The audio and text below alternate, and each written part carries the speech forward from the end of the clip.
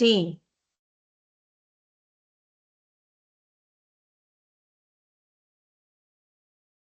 Bom, pessoal, boa tarde, né? Estamos aqui para falar sobre uma temática muito importante, que é a saúde mental, né? Dentro do contexto ocupacional, dentro do contexto das organizações e as mudanças da NR1.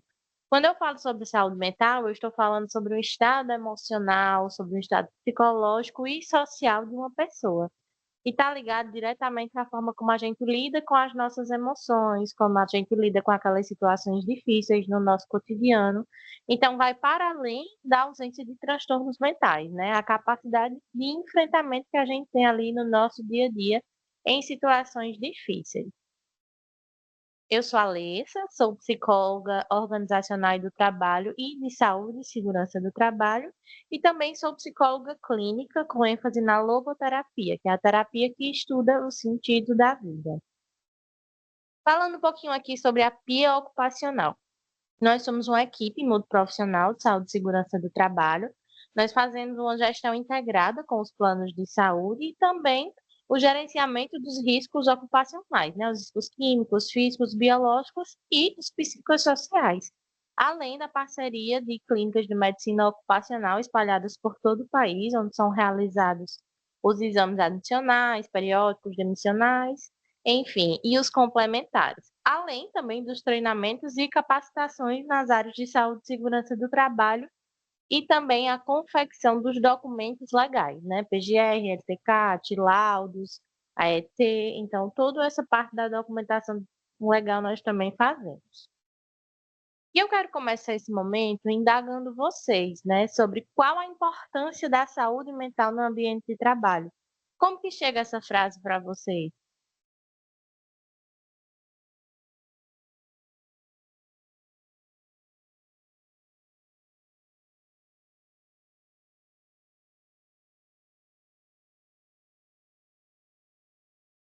Alice, é uma pergunta, né, para o pessoal responder. Isso aí. Isso, Um de cada Vamos vez. lá. Cadê? sem briga. Alguém?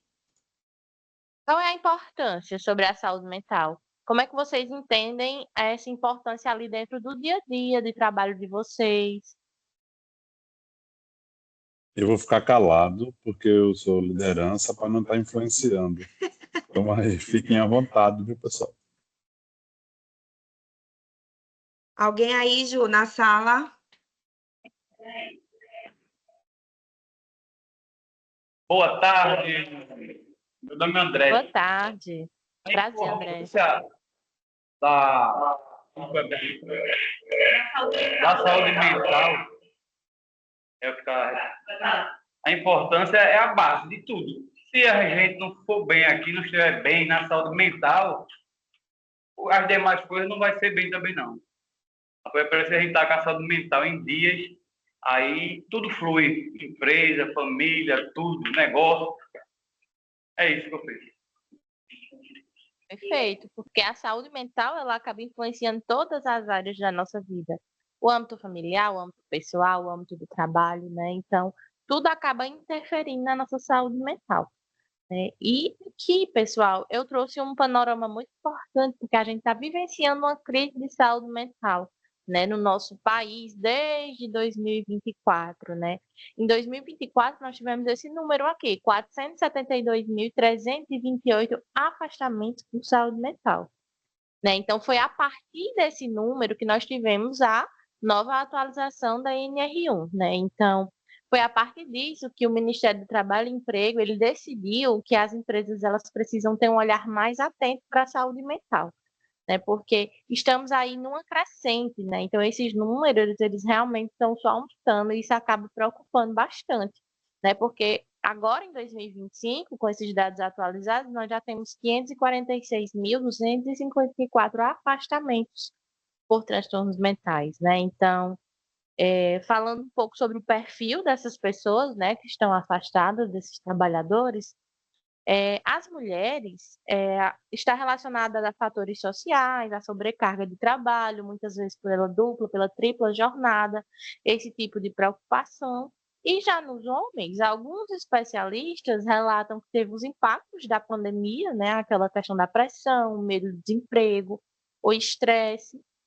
E uma coisa muito importante que eu gosto de ressaltar é que as mulheres, elas conseguem falar mais, né, sobre o que elas sentem, sobre o que elas estão vivenciando. E para alguns homens, falar sobre saúde mental, falar sobre sentir, sobre sentimentos, ainda é um tabu. E a gente precisa começar a desmistificar isso, que é muito importante a gente comunicar o que eu sinto, né? Então, vale ressaltar isso. E trazendo aqui para vocês a questão dos principais CIDs, né? Eu trago aqui, segundo a classificação internacional das doenças, né, do CID-11, nós temos o F41, que é a ansiedade. Então, essa ansiedade, muitas vezes, ela costuma aparecer como uma preocupação excessiva, com aquela sensação de alerta constante, a irritabilidade, muitas vezes também tem a questão física, porque o nosso corpo ele também fala quando a gente não consegue expressar através da fala, né? Então, tem a questão do taquicardia, de algumas manchinhas no corpo, de alguns carocinhos, né? Algumas dermatites, isso pode estar influenciando, né, nesse quadro de ansiedade. E nós temos também, né, o F32, que é a depressão, e vale ressaltar que vai para além de uma tristeza profunda. Quando eu falo sobre depressão, eu falo sobre aquela pessoa que está com aquele desânimo constante ali, persistente, está apático, está sentindo fadiga, né? Aquele cansaço constante, e muitas vezes não consegue identificar do que é, e a perda por interesses que antes eram prazerosos, isso seja relacionado ao trabalho, à vida pessoal, e um dos sintomas mais comuns também é a questão da alteração de humor, da alteração de apetite, a questão do sono também. Então, tudo isso acaba desregulando. E aqui eu trouxe, né, também, segundo o CID-10, que era conhecido como FQDB85 e hoje é Z73.0, a síndrome de burnout, né? Ela não está em terceiro lugar, né? O primeiro lugar que lidera hoje é o F41, que é a ansiedade, os afastamentos. Segundo lugar, a depressão. Mas o burnout, né, que é a síndrome, por que eu coloquei ela aí? Inclusive, trouxe até um gráficozinho dela, porque a gente está falando de um dos distúrbios mais comentados dos últimos anos, né? E trata-se também de uma doença ocupacional, né? Então, desde 1º de janeiro de 2022, ela está relacionada a adoecimento no trabalho, né? Então, ela é caracterizada por aquele esgotamento físico e mental de uma pessoa, devido a altas situações de estresse, né? Então, eu trouxe aqui nesse gráfico, vocês também podem observar que nós tivemos uma crescente, né, de 2023, 1.755 casos, para 2025, 7.595. Eu sei que se a gente for fazer um comparativo, por exemplo, com ansiedade, que são mais de 200 mil casos, né? Então, a gente olha, não, mas 7.595 são os casos, Alê. Mas não, gente. Se a gente fizer essa pequena análise, a gente teve um aumento de 500%.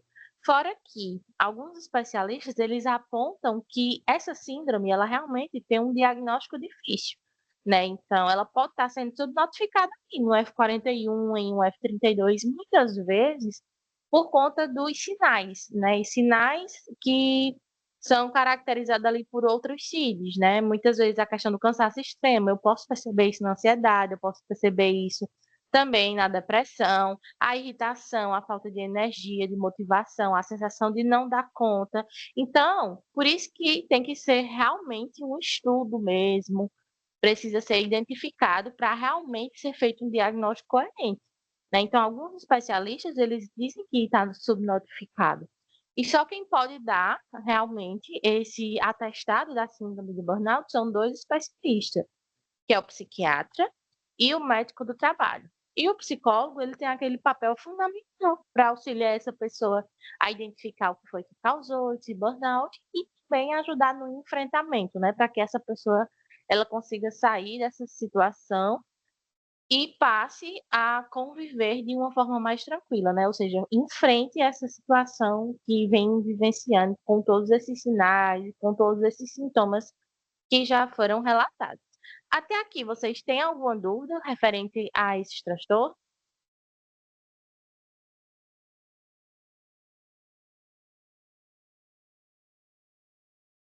Fiquem à vontade. Se quiserem fazer alguma pontuação também.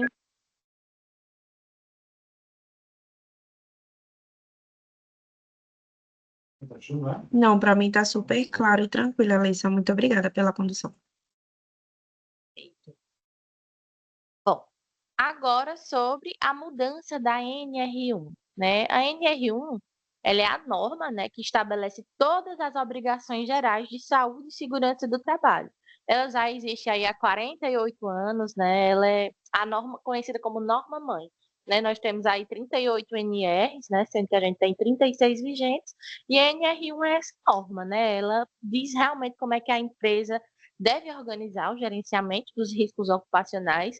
Ela obriga também, né, a questão do funcionamento do PGR, que é o Programa de Gerenciamento de Riscos, junto do inventário de riscos e o plano de ação, né? Ou seja, ela é a base que sustenta a saúde e segurança do trabalho.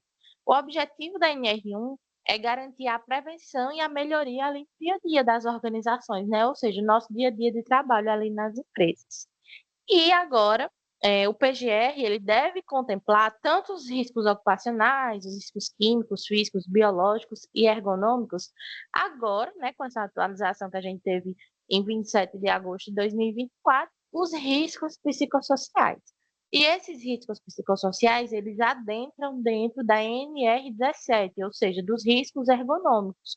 Quando eu falo sobre riscos ergonômicos com relação aos psicossociais, eu falo sobre como eu me sinto dentro do ambiente de trabalho, ou seja, é uma ergonomia cognitiva, né? Então, as empresas, elas precisam ter esse olhar, né, mais integrado para a saúde mental, e desde maio de 2025 ficou como caráter educativo para as empresas irem se preparando para toda essa mudança, todo esse processo. E agora em 2026, né, em maio de 2026, a norma ela realmente entrou em vigor mesmo, né, com a inclusão dos riscos psicossociais. Nós tivemos aí, né, junto com o STF, depois de uma reunião com a bancada patronal, uma suspensão das multas durante 90 dias, que foi do dia 26 de maio ao dia 24 de agosto, né, que está se aproximando. Porém, a norma não foi suspensa, né? As empresas elas continuam com essa obrigação legal de prevenir esses riscos, né? Então, as empresas elas precisam se adequar, né? Porque senão elas vão ser autuadas e multadas. Até aqui, vocês têm alguma dúvida com relação à NR1? Não. Tranquilo? Agora vamos para riscos psicossociais. Quando eu falo sobre relações de trabalho, como eu me sinto ali dentro do meu ambiente de trabalho, quando eu cito essa questão da ergonomia cognitiva, o que é que até então vocês conseguem perceber que pode ser um risco psicossocial? O que é que vocês acreditam que seja esse risco?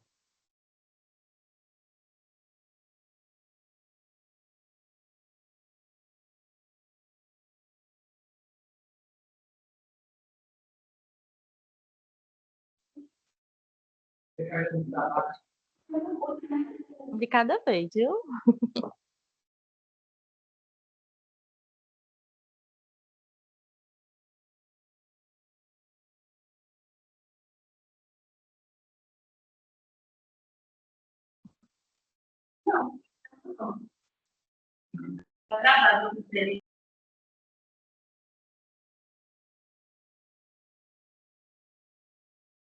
Alguém Tá aí, bom. Ju?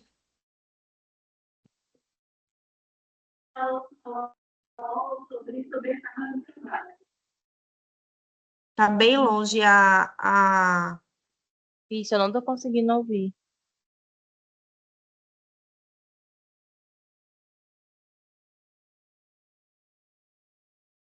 Mas podemos seguir, então, pessoal. Olha, quando eu falo sobre riscos psicossociais, né? Imagine que são tudo aquilo que estão ali dentro do ambiente de trabalho que pode gerar sobrecarga mental, pode ter um abalo emocional e prejudicar a saúde daquele colaborador, né? Então, muitas vezes são aquelas pressões invisíveis, né, que adoecem as pessoas dentro do ambiente de trabalho. Vale ressaltar que os riscos psicossociais, eles precisam estar ligados diretamente à minha atividade de trabalho. né? Então, e outro ponto muito importante, precisa ter uma recorrência. Apenas em 2 momentos que não precisam ter recorrência, que são assédios sexuais, que inclusive é crime, e violências, né? Então, mas, por exemplo, um colaborador que ele vai falar sobre sobrecarga de trabalho, a gente precisa analisar o contexto, né? É algo que aconteceu esporadicamente ou é algo que tem recorrência, tá? E quais são os impactos na empresa, né? Quando a gente falou sobre esse panorama dos CIDs, né, dos transtornos, vem essa questão do adoecimento mental, né? Então, a partir do momento que isso pode acontecer um estresse crônico, que pode levar um colaborador a ter um burnout, pode levar o colaborador a ter ou agravar, por exemplo, uma ansiedade ou uma depressão, porque algumas pessoas elas têm algumas dúvidas de, Alessa, mas o colaborador ele já tinha ansiedade antes de começar aqui no trabalho. Mas se for comprovado que esse quadro de ansiedade ele se agravou devido a situações de trabalho, isso é um risco psicossocial, né? Não quer dizer que não foi a origem, mas ele se agravou. Então, se agravou, teve recorrência de várias situações que precisam ser comprovadas, né, também, é considerado esse risco psicossocial. Outro ponto também, né, essa questão da queda da produtividade. A gente fala muito sobre produtividade, obviamente, mas não tem como a gente ser produtivo sem saúde mental, né? Porque a saúde mental interfere em tudo, né? Então, a partir do momento que tem essa queda, a gente consegue perceber ali uma mudança comportamental, uma mudança social, muitas vezes ali o aumento de erros por falta de foco, né? E muitas vezes até a questão de acidentes, né? Então, a gente precisa estar atento ali. Outro ponto muito importante é a gente falar sobre presenteísmo, né? Que é aquele colaborador que ele está ali, mas ele não consegue produzir. Ah, tudo bem, ele está aqui, mas ele não está entregando atestados. Porém, eu estou percebendo todas essas mudanças. Então, eu, enquanto empresa, o que é que eu consigo fazer para ajudar esse colaborador? Eu consigo ter esse olhar mais atento? Eu, enquanto RH, eu, enquanto colega de trabalho também, eu consigo ter esse olhar? Então, a gente precisa falar também sobre isso. E também vai haver um aumento, né, no absenteísmo, porque esse colaborador ele está adoecido. Outro ponto também que a gente deve falar é sobre o clima organizacional. Isso acaba fragilizando, né, as nossas relações ali dentro do ambiente. E também a questão das multas, né, para aquelas empresas que não seguirem com que a NR1 ela provoca, né, nas empresas ali, que é essa mudança dos riscos, essa implementação dos riscos psicossociais. Então, tem essa questão dos riscos jurídicos, né? E como é que a gente pode fazer para mitigar esses riscos, né, enquanto empresa? É muito importante a gente falar sobre definir clareza de papéis, porque algumas pessoas elas realmente não deixam isso claro ali dentro de algumas organizações, né? Então, a gente precisa ter essa clareza do trabalho, esse suporte ali ocupacional, né, organizacional.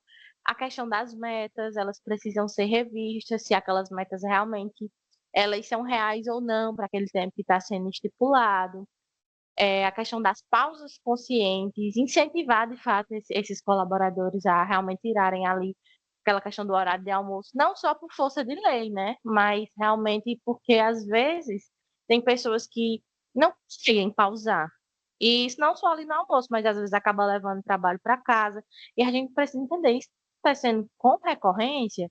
Eu sei que uma vez ou outra isso pode e vai acontecer dentro das nossas rotinas de trabalho, né? Mas se isso virar recorrência, a gente acaba adoecendo, né? Então é muito importante a gente se observar. Eu não falo nem observar o outro, mas a gente precisa ter esse controle sobre nós, de como é que a gente está lidando ali na nossa relação de trabalho, né? O trabalho é muito importante na nossa vida e a gente precisa perceber que relação eu estou tendo ali com o meu trabalho, com o meu ambiente de trabalho. Então, esse é um ponto muito importante, né? Então, fortalecer também a cultura de feedbacks, né? De reconhecimento, seja formal, seja informal. Isso aqui acho que é a chave, a virada de chave, né? Que as empresas elas precisam ter, né? Ouvir. Quando eu falo em ouvir, eu falo sobre segurança psicológica, né? Criar ambientes assim que os colaboradores eles consigam ter um acesso direto à liderança, que não tenham medo de retaliações, que consigam realmente falar sobre o que é que ele está sentindo, sobre o que pode, uma sugestão do que pode ser mudado, porque, obviamente, a empresa também precisa entender se há condições ou não. Então, tudo é acordo, tudo é diálogo, tudo é conversa. Então, a partir do momento que a gente tem isso, tem essa segurança psicológica, tudo flui, né? Então, os canais, né, de escuta psicológica, né, eles precisam ser acessíveis para os colaboradores, o RH pode auxiliar ali no encaminhamento para suporte na PIA, suporte com os planos de saúde, enfim, né, com as redes credenciadas. E também os treinamentos para a liderança, né? Eu falo nem treinamento, eu falo letramento de saúde mental, né? Ou seja, ter espaços como esse, né, que a gente consiga falar sobre saúde mental, treinamentos sobre comunicação não violenta, primeiros socorros psicológicos, que é uma temática fundamental, porque muitas vezes eu sei que vocês têm muitos treinamentos, obviamente, voltados para a segurança, né? A questão de EPIs, o uso correto, tudo isso. Porém, a gente precisa entender, eu estou preparado, eu, liderança, estou preparado para lidar com uma situação de crise emocional com o meu colaborador. Então, é muito importante a gente também entender esse outro lado, né? Até aqui, alguma dúvida? Não, super tranquilo. Tudo bem? Tá todo mundo tão caladinho. Bom, aqui eu trouxe alguns exemplos de riscos psicossociais que a gente pode observar na prática. Quando eu falo sobre sobrecarga de trabalho, eu estou falando sobre quantidade e ritmo, né? Então, ou seja, é quando aquela demanda, muitas vezes, ela é maior do que aquele tempo que está sendo estipulado. Então, o que é que pode acontecer? Acúmulo de tarefas. Então, a partir disso, vai me gerar um cansaço, uma irritabilidade e, obviamente, vai ter uma queda no meu desempenho, né? Outro ponto que eu acho muito importante também é essa questão da autonomia, né? Ou seja, da falta de autonomia, que é um risco que a gente precisa olhar com muita calma, né? Porque muitas vezes é quando não há aquele espaço para você organizar o seu próprio trabalho. Você tem metas, metas devem ser cumpridas, mas muitas vezes a gente não consegue ter um ajuste ali em algum prazo, né? Então isso acaba gerando uma desmotivação, né? E muitas vezes aumenta a frustração e traz aquela sensação de impotência e de não pertencimento ali àquela organização, né? Então, um ponto que eu bato na tecla, que é essa questão da falta de reconhecimento, ou seja, falta de feedback, falta de valorização, de reconhecimento, falta de oportunidade de crescimento ali dentro da empresa. Então, muitas vezes, quando isso não tem esse incentivo, quando isso não acontece, aumenta o desengajamento e pode estar relacionado também ao turnover, né? Porque aquele colaborador, ele não vai querer pertencer àquela organização. Outro ponto, né, que é a insegurança no trabalho, né? Quando eu falo sobre isso, geralmente é aquele medo constante de demissão, aqueles boatos de cortes, mudanças sem uma comunicação prévia. Isso pode gerar ansiedade e a gente começa a perceber que isso está ligado diretamente a como é instituída as relações naquela organização, um clima frágil, né, quando não há segurança psicológica, né? Então isso pode estar relacionado a essa questão da insegurança. E um dos mais importantes, que eu acho que é o calcanhar de Aquiles da NR1, são os assédios, né? Qualquer forma de violência. Então, os assédios, pessoal, eles são aquelas condutas repetidas, né? Que em alguns casos, né, são atos graves, né? Que geram humilhação, constrangimento e ameaçam, além de violar os direitos de uma pessoa dentro de um ambiente organizacional, né? Ou seja, ali no seu dia a dia de trabalho. Nós temos o assédio moral, que são aquelas humilhações, gritos, exposições desnecessárias, isolamentos, cobranças abusivas, perseguições e aquelas ameaças constantes, né, de demissão. Temos também o assédio sexual, né, que são cantadas insistentes, comentários sobre o corpo da pessoa, insinuações, o toque físico sem o consentimento da pessoa, fora que, segundo o artigo 216-A do Código Penal, é um crime, né? Então, quando alguém constrange outra pessoa, né, para obter vantagem sexual, se valendo de uma relação de hierarquia, isso é considerado crime e é passível, inclusive, de reclusão de 1 a 2 anos, fora multa, né? E também temos o assédio discriminatório, né, que está ligado a ofensas, ao tratamento desigual, seja por raça, por gênero, por orientação sexual, por religião e muitas vezes também por deficiência, né? Então a gente precisa falar muito sobre assédios dentro do ambiente de trabalho. E eu falo isso não só para a CIPA, né, mas para o RH, para a liderança e também para os colaboradores. Eu acho que é um papel fundamental de todo ser humano, né, e principalmente ali dentro das organizações de trabalho. Até aqui, tudo bem?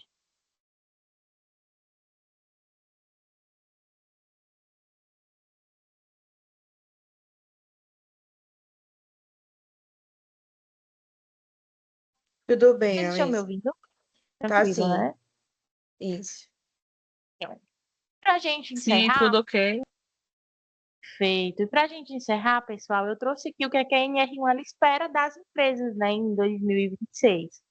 Primeiramente, que seja feito o DRPS, que é o Diagnóstico dos Riscos Psicossociais, que aqui é feito um levantamento quantitativo e qualitativo. Quantitativo, geralmente, é utilizado uma metodologia ali que avalia, né, que é os questionários semi-estruturados, que são validados internacionalmente, e também espaços para falar com as lideranças, com o RH, né, com o pessoal da segurança, que são as entrevistas qualitativas, né? Então, é muito importante que esse diagnóstico seja feito ali o levantamento, o mapeamento e o diagnóstico, né? Além também, né, que a empresa precisa ter esse olhar mais atento para criar ambientes de trabalho que tenha segurança psicológica, que tenha respeito ali dentro da organização, que haja essa clareza sobre a atividade que está sendo executada, que tenha suporte das lideranças e condições reais, né, da gente executar as nossas atividades sem adoecer por conta daquele ambiente de trabalho, né? E um ponto que eu acabei de falar, ações sobre assédio, falar sobre assédio dentro da organização, deixando de fato claro o que é uma conduta proibida, como que a gente pode prevenir, como que a gente pode acolher uma pessoa que está passando por uma situação nesse sentido. E isso também está ligado à questão dos canais de denúncia, né? Esses canais, eles precisam realmente estar ali espalhados dentro da unidade, nos murais, nos banheiros, né? Então, precisa ter realmente um fluxo bem estruturado, tanto de recebimento, como de tratamento, como de devolutivo para aquela vítima, e também que isso seja implementado, né? Eu sei que vocês já têm essa questão, mas tem algumas empresas que não têm. Então, isso precisa ser implementado para essas empresas que não têm, é muito importante. E falar, né, sobre assédio, sobre essas condutas ali nas DDS, nas matinais. Então, é muito importante que a gente fale sobre esses momentos. E a questão da divulgação também das políticas de saúde, de segurança, de assédio, né? Então, isso é muito importante, né? A criação e atualização dessas políticas. E os treinamentos, né? Para a liderança, eu falo muito sobre uma questão de ritual de cuidados, né, que é muito importante, né, ter mais ações de saúde mental, não só ali nos meses sazonais, que são muito importantes, né, o Janeiro Branco, Setembro Amarelo, mas que a gente tenha mais espaços como esse de hoje, né, para a gente discutir, falar sobre saúde mental, entender mais sobre saúde mental e que a gente quebre cada vez mais esse tabu, né, que a gente consiga colocar a saúde mental no centro das empresas. E eu encerro com essa frase: quando a empresa cuida das pessoas, as pessoas cuidam do negócio. Gente, muito obrigada por esse momento. Eu espero que tenha sido bom para vocês, que vocês tenham aprendido também alguma coisa. E qualquer dúvida, eu estou aqui à disposição de vocês. Alice, a gente é que agradece a disponibilidade, o conteúdo bem completo aí. Acredito que ficou super claro para todo mundo. A gente está aqui a metade do time administrativo, né? A gente colocou umas pessoas aí na sala de treinamento, outras entraram por link, e aí a gente vai também disponibilizar para a equipe operacional, né, que é os motoristas que estão aí na estrada. Então, por isso que eu pedi para que de fato fosse gravado, para que eles pudessem assistir depois. Quem está em reunião e que não conseguiu participar também vai assistir. Muito obrigada pelo conteúdo. Foi direto, eficaz e trouxe muito, agregou, né, muito conhecimento aqui para a gente, sim. Muito obrigada, viu? Eu que agradeço. O que vocês precisarem também nessa temática, pode falar comigo. Em breve aí vamos ter o Setembro Amarelo, né? Em Sim, breve eu já divulgo o linkzinho, né? Provavelmente será no dia 11. Eu tô só fechando direitinho com o RH corporativo, mas aí eu passo para vocês. Quem puder entrar, eu também vou gravar, depois a gente disponibiliza para que todo mundo conheça mais sobre saúde mental, né? Para que a gente fale mais sobre sim, isso. com Vocês conseguem certeza. ligar a câmera só para a gente tirar uma fotinha? Pessoal? Vamos lá, pessoal, ligar a câmera, por favor, para a gente tirar uma fotinha.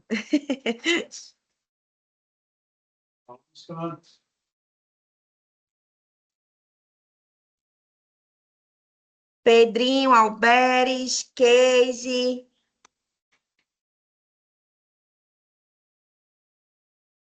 Boa. Vou tirar. Pera. Agora. Pronto. Muito Oi. obrigada, A gente é que pessoal. Boa tarde agradece. para vocês. Tchau, tchau. Obrigado. Tchau, tchau. Tchau, boa tarde. Boa tarde.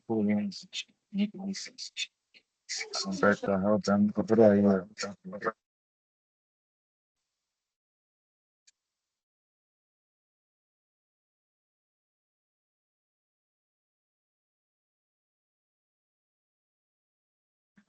Alessa, tu